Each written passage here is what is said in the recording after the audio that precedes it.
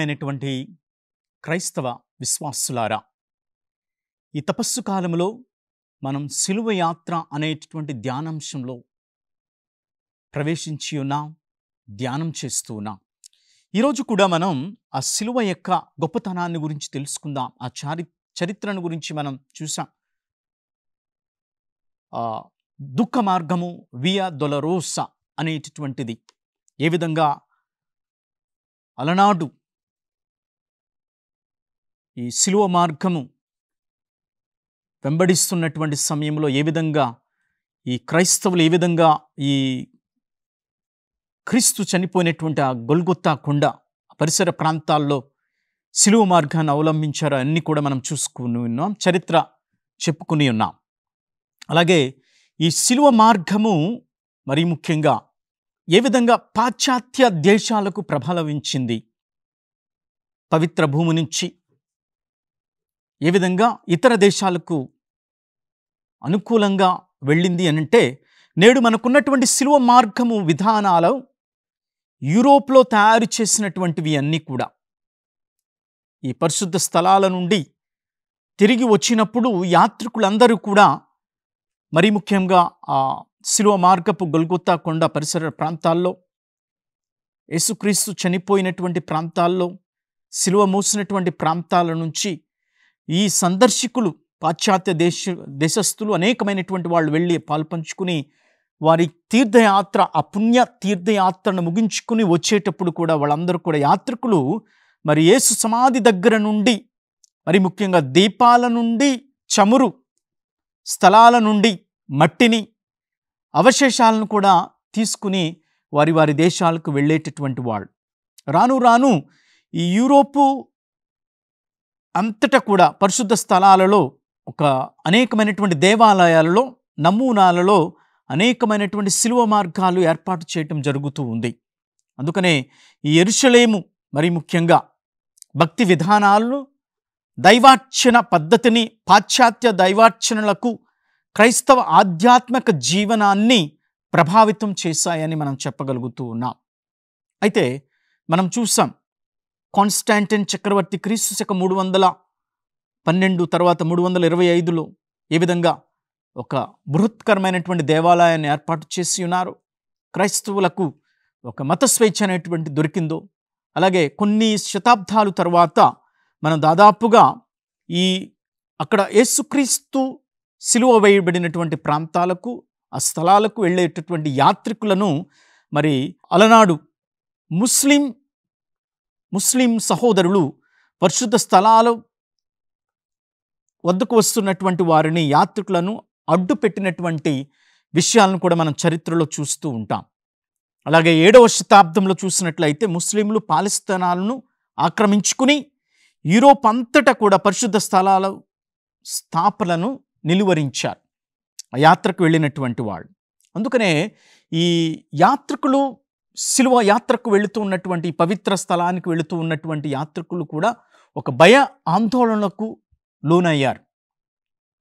అందుకనే ఈ యాత్ర భయంతో జరిపే కంటే మన ఇళ్లలోనే, మన ఊరిలోనే చేసుకోవటం చాలా ఉత్తమం అని చెప్పి వాళ్ళందరూ కూడా మరి ఇంటి దగ్గరలో గల పుణ్యక్షేత్రాలలో ఈ యొక్క సిలువ యాత్రను చేసుకోవటం మొదలుపెట్టి ఉన్నారు. అలాగే వ్యక్తిగతంగా సిలువ మార్గాలను, అలాగే సన్నిహితుల మధ్య, స్నేహితుల మధ్య, సంఘాల మధ్య ఈ విధంగా ఒక క్రమబద్ధకరమైనటువంటి పద్ధతిలో ప్రార్థనలను, పాటలతో ఓ రూపాన్ని సంతరించుకుంది ఈ సిలువ మార్గం.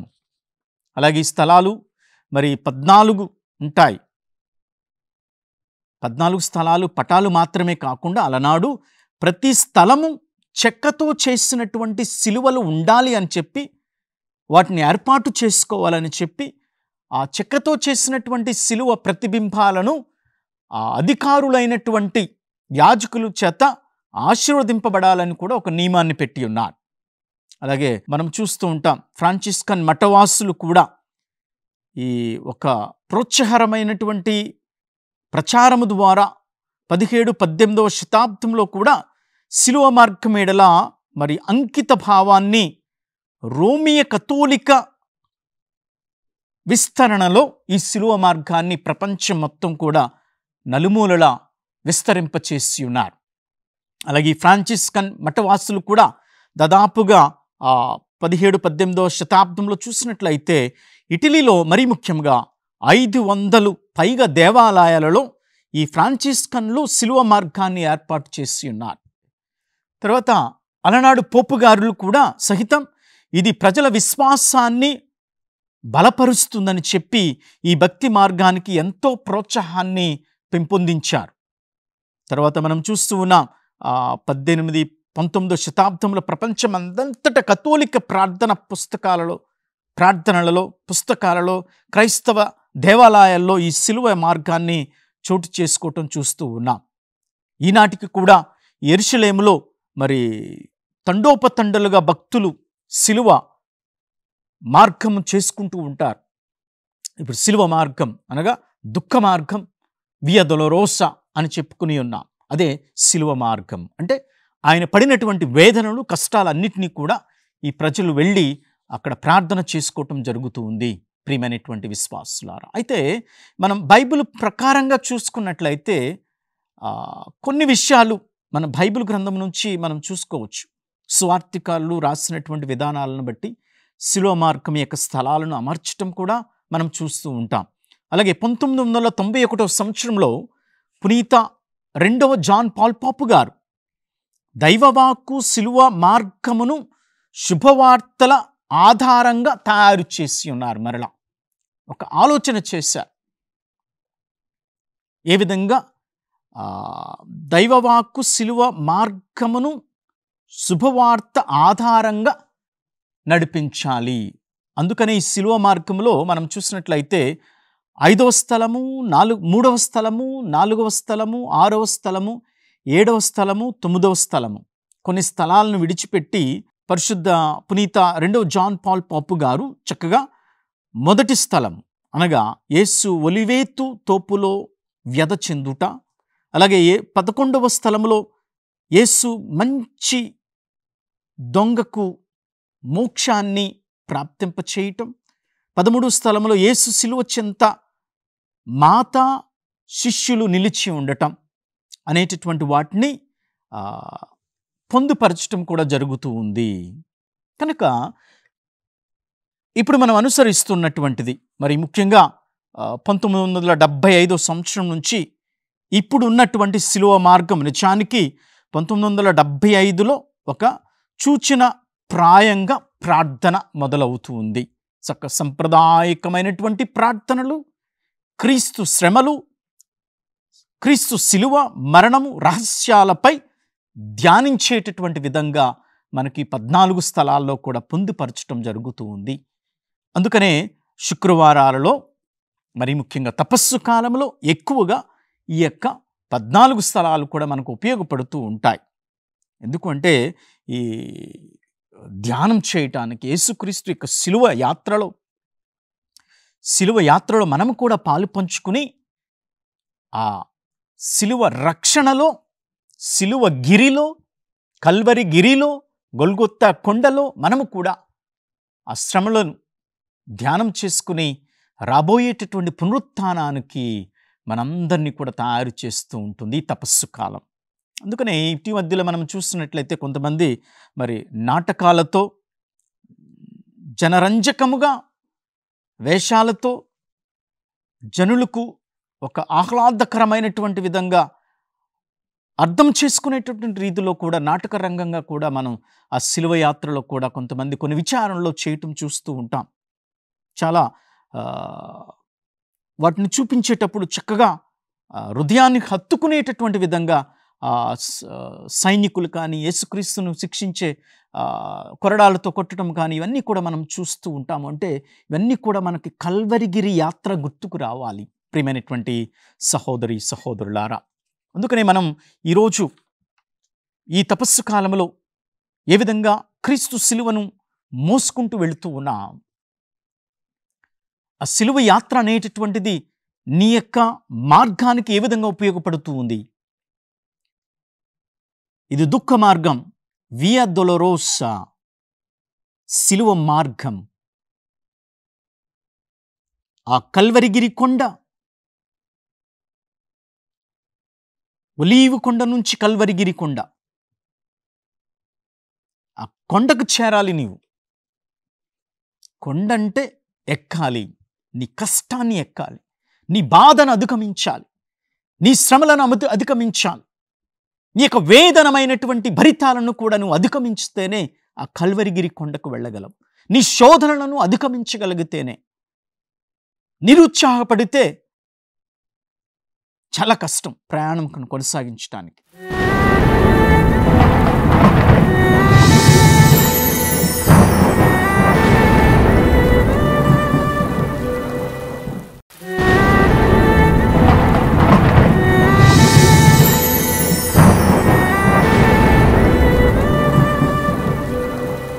ఎందుకంటే మన జీవితంలో కూడా మనం చూస్తూ ఉంటాం అనేకమైనటువంటి బాధలు. మనం ఒకసారి ధ్యానం చేసినటువంటి విధంగా మరి దావీదు అదుల్లాము అనేటటువంటి గుహకు వెళ్ళి తన ప్రాణాన్ని రక్షించుకుంటాడు. ఎందుకు పరిగెడుతూ ఉన్నాడు దావీదు? గొల్యాతును చంపినటువంటి దావీదు, అందరి మన్నలను పొందినటువంటి దావీదు, సౌలు రాజుకి భయపడి, అనగా సౌలు కూడా అసూయ దావీదు మీద, తనకంటే సౌలు కంటే దావీదుని ఎక్కువగా ప్రేమిస్తూ ఉన్నారు ప్రజలు, ఆ దేశపు ప్రజలు. ఎందుకంటే ఆ గొల్యాతును చంపాడు, దేవుని యొక్క మార్గంలో నడిచాడు, దేవుని పేరు మీద యుద్ధాన్ని చేశాడు దావీదు చిన్నప్పుడే. కానీ పెరిగి పెద్దవాడైనప్పుడు సౌలుకి అసూయ చెందినప్పుడు దావీదును చంపాలనుకున్నప్పుడు ఎక్కడికి పరిగెత్తాడు ఆయన? అదుల్లాము అనేటటువంటి గుహలోనికి వెళ్ళి సేద తీర్చుకుని ఉన్నాడు. ప్రియమైనటువంటి దేవుని విశ్వాసులారా, నీవు నేను కూడా ఈ యొక్క అపాయాల నుంచి కూడా పారిపోతూ ఉంటాం. ఎక్కడికి వెళుతూ ఉంటాం? ఎన్నో మార్గాలు వెతుక్కుంటూ ఉంటాం.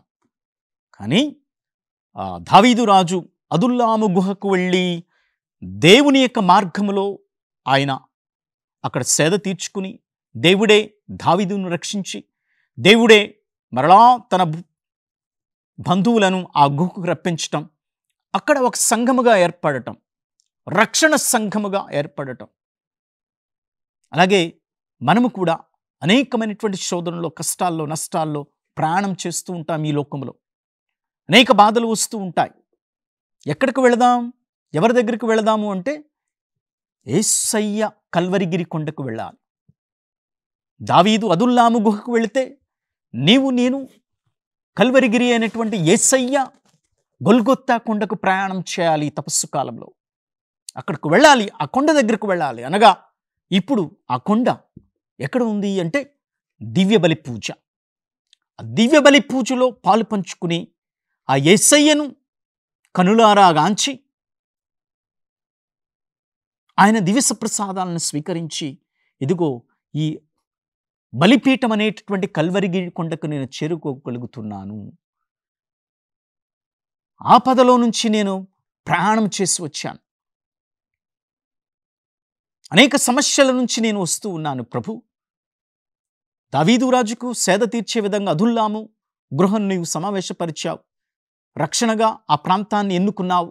ఇదిగో నాకు, నా కుటుంబానికి, నా విశ్వాసానికి ప్రభువా ఇదే ఈ కల్వరిగిరి కొండ, ఈ కల్వరిగిరి పూజ, దివ్యబలి పూజలో. ఎందుకంటే ఈ కొండ మీద నీవు నీ యొక్క శరీరాన్ని విరిచావు, నీ యొక్క రక్తాన్ని చిందించావు. అదే దివ్య ప్రసాదాన్ని తిరుసభ ఇప్పుడు ఒక జ్ఞాపకార్థ సంస్కారముగా కొనియాడుతూ ఉంది. అంటే నీవు నేను ప్రతిదినం ఈ తపస్సు కాలంలో కనీసం ప్రతిరోజు ఆలయానికి వెళ్ళి దివ్య బలి పూజలో పాల్పంచుకుని ఆ కల్వరిగిరి యొక్క విశిష్టమైనటువంటి ఆశీర్వాదాలను నీవు స్వీకరించాలి. ఎందుకు అంటే చాలా ముఖ్యమైనటువంటిది. మన జీవితంలో కూడా చూస్తూ ఉంటాం, యేసుక్రీస్తు ఎన్ని బాధలు అనుభవించాడు.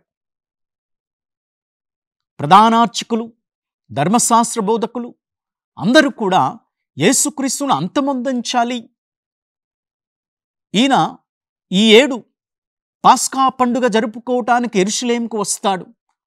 అక్కడ ఆయనకు మరణాన్ని మనం సంసిద్ధం చేయాలని కుట్రలు పన్నారు. ప్రపంచంలో ఏ రీతిలో లేనటువంటి చారిత్రాత్మకమైనటువంటి రాజకీయ రణరంగం ఆ యెరూషలేములో జరిగింది యేసుక్రీస్తు చనిపోయేటటువంటి రోజుల్లో. అయితే అప్పటికే ఒక వార్త వచ్చింది, యేసుక్రీస్తు మరి నిజంగా ఆయన ప్రాణభయము ఉంది అని పసిగట్టాడు. ప్రజలు కూడా చెప్పుకుంటూ ఉన్నారు, శిష్యులు కూడా తెలుసుకుని ఉన్నారు. అయినా ఆ ఏడు యేసుక్రీస్తు పాస్కా పండుగకు యెరూషలేము వెళతాడా అనేటువంటి సందర్భంలో అప్పటికే బెతానియాకు వెళ్ళాడు దేవుడు. ఒక ప్లాన్ బి పెట్టుకున్నారు ప్రధాన అర్చకులు, ధర్మశాస్త్ర బోధకులు. యెరూషలేములో కాకపోతే ఎక్కడైనా సరే ఆ బెతానియాలో కూడా వాళ్ళు కుట్ర పన్నారు. కానీ అనుకోని రీతిలో లాజరును తిరిగి జీవంతో లేపాడు. ఇంకక్కడ యేసుక్రీస్తుని ముట్టలేకపోయారు. ఎందుకంటే ప్రజల ఆదరణ పెరిగింది యేసుక్రీస్తుకి. చనిపోయినటువంటి వారిని కూడా సైతం యేసుక్రీస్తు తిరిగి లేపాడు కాబట్టి జీవాన్ని ఇచ్చాడు. నీ జీవితంలో, నా జీవితంలో కూడా అంతే. నీ యొక్క శోధనలో కానీ నువ్వు జయించలేనప్పుడు, కష్టాల్లో మునిగిపోయినప్పుడు, నీ స్నేహితులు నిన్ను నిరాకరించినప్పుడు, నీవు ప్రేమించినటువంటి వ్యక్తులు నిన్ను త్రోసిపుచ్చినప్పుడు, ఎవరు కూడా నీకు సహాయం చేయలేనటువంటి సమయంలో దేవుని ఆశ్రయించాలి. ఈ కల్వరిగిరి కొండను ఆశ్రయిస్తే తప్పనిసరిగా దేవుడు నీకు ఆశీర్వాదాలను ప్రసాదిస్తూ ఉంటాడు, జీవాన్ని ఇస్తూ ఉంటాడు, విశ్వాసాన్ని, నమ్మికను కూడా ఆయన ప్రసాదిస్తూ ఉంటాడు.